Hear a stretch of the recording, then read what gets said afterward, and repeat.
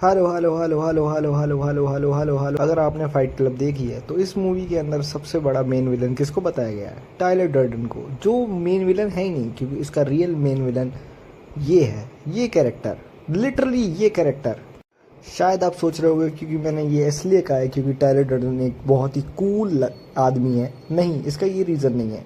इसका एक simple reason ये है कि Tyler Durden is very smart than narrator. तो इतनी बड़ी कॉन्ट्रोवर्शियल चीज़ को कहने के लिए मेरे पास दो रीज़न है। पहला रीज़न ये है कि भाई टायलर डर्डन नो कि ये सोसाइटी कितनी चूतिया है। ये सोसाइटी हमेशा उन लैब रैट्स को यूज़ करना चाहती है जो एक ही रिपीटेटिव थिंक करना चाहते हैं। शादी करेंगे, बच्चे करेंगे, नौकरी करेंगे और ज़िंदगी भर यही करते करते मर जाएंगे, जो टायलर डर्डन को नहीं चाहिए। Tyler Durden is Inception case because he know about the society and the government who always think about हमको कैसे रहना है, हमको कैसे सिखाना है, हमको कैसे बनाना है और हमें बस इसी तरह चलना है। और इसका एक और रीज़न है कि गवर्नमेंट टायलर डर्डन से डरती है। दैट्स वाई वो एक ऐसे सिस्टम को यूज़ करती है जिसको हम ईएमआई बोल सकते हैं, जो हमें सोसाइटी से बांधे रखती है, सोसाइटी में हमेशा हमें उलझाए रखती है। बिकॉज इसका एक सिंपल रीज़न ये है, इफ़ द जगह टायलर डर्डन जैसे लोग ही पैदा हो गए और हर जगह टायलर डर्डन जैसी सोच पैदा हो गई तो ये सोसाइटी के लिए डेंजरस है, क्योंकि इकोनॉमी ही ख़त्म हो जाएगी। लोग नौकरी नहीं करेंगे, कुछ खरीदेंगे नहीं, अपने बच्चों को पढ़ाएंगे नहीं, क्योंकि वो बच्चे करेंगे ही नहीं। और इसका एक सबसे बड़ा डेंजरस कारण ये होगा कि ये दुनिया ख़त्म और कोलैप्स होने पे आ जाएगी, क्योंकि और हाथों पे आके शायद भीख भी मांग सकती है। That's why Tyler Durden is very dangerous for the society.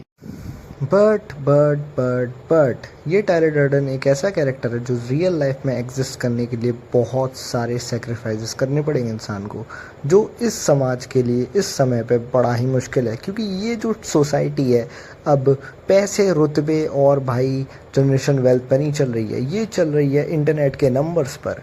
That's why ये कभी भी एग्जिस्ट नहीं कर सकता, टायलर डर्डन। एंड मैं बस ये बोलना चाहूँगा, प्लीज़ सब्सक्राइब मी, क्योंकि मेरे को थोड़े फॉलोअर्स और सब्सक्राइबर चाहिए, क्योंकि मैं स्ट्रीमिंग करना चाहता हूँ। That's why. Thank you for watching. Hello. अगर आपने कभी स्लीप पैरालिसिस के बारे में सुना है तो भाई ये चीज़ मुझे हो चुकी है और मेरे को इतनी बुरी तरह हुई, मैं दिखाता हूँ भाई। मुझे इसी बिस्तर पे भाई स्लीप पैरालिसिस हो रखा है। मतलब मैं ऐसे करके सो रहा हूँ, मेरा सर यहाँ पे है, मेरा पैर वहाँ पे है, बढ़िया मैं सो रहा हूँ। मेरे साथ हुआ गया मैं बताता हूँ तुम्हें। मैं मतलब सो गया हूँ लिटरली, मैं मतलब एकदम जम चुका हूँ और एकदम हिल भी नहीं पा रहा हूँ। और ना मैं करवट लेना चाहता हूँ और मैं करवट ले नहीं पा रहा हूँ। मैं मतलब ऐसे मतलब जकड़ा हुआ हूँ, मैं अपना शरीर एकदम जकड़ा हुआ है। मैं ये ट्रू एक्सपीरियंस बता रहा हूँ मैं अपना। तो भाई मैं मेरा पूरा शरीर जकड़ा हुआ है, मैं हिल भी नहीं पा रहा हूँ बिल्कुल भी। तो मैं कोशिश करता हूँ कि मैं करवट ले लूँ, बट मैं ले नहीं पा रहा हूँ करवट। और भाई ऐसे तैसे पता नहीं क्या क्या मशक्क़त करने के बाद भाई मेरे को रियलाइज़ होता है कि मेरे ना हाथ चल रहे हैं ना मेरे पैर चल रहे हैं। मैं मेरे पैर अकड़ गए हैं एकदम सीधे।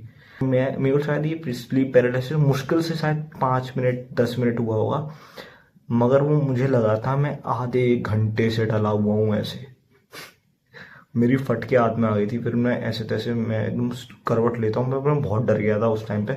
मेरा पूरा होश था, मेरा एकदम आंखें भी खुल रही थी, मेरी सब चीज़ हो रही थी, पर मैं शरीर नहीं ला पा रहा था एकदम से। फिर मैं करवट लेके भाई बिस्तर में एकदम चिपक के सो जाता हूँ। अगले दिन फिर सुबह होती है, मैं मम्मी को बताता हूँ, मम्मी मेरे साथ ऐसे ऐसे हो गया था। मेरी मम्मी ने मेरे को ऑर्डर आ दिया। मेरी मम्मी कहती शायद वाली दिया। मेरी फट गई भाई, यही चीज़ सुन के फट गई। मैं अकेला यहाँ सोना ही बंद कर दिया। मैं नहीं सोता भाई, मैं तो अपने पापा के साथ सोता हूँ अब मेरे पापा मुझे दबा देते हैं, मेरे ऊपर लाद रख के सोते हैं वो। Thank you for watching. मतलब गंदे वे में मत लेना, वो मेरे पर लाद रख के इसलिए सोते हैं कि मैं उनके पैर दबा सकूँ। ज़्यादा फालतू मत सोचना, पहन के लड़ो। Thank you for watching. And ऐसी स्टोरीज के लिए तुम मुझे सब्सक्राइब कर सकते हो और शायद मैं एक दिन तुम्हारे लिए बहुत बेहतरीन कंटेंट बना सकूँ। और मेरे 50 सब्सक्राइबर्स के बाद शायद मैं लाइव स्ट्रीम्स करना शुरू करूँ। Thank you for watching.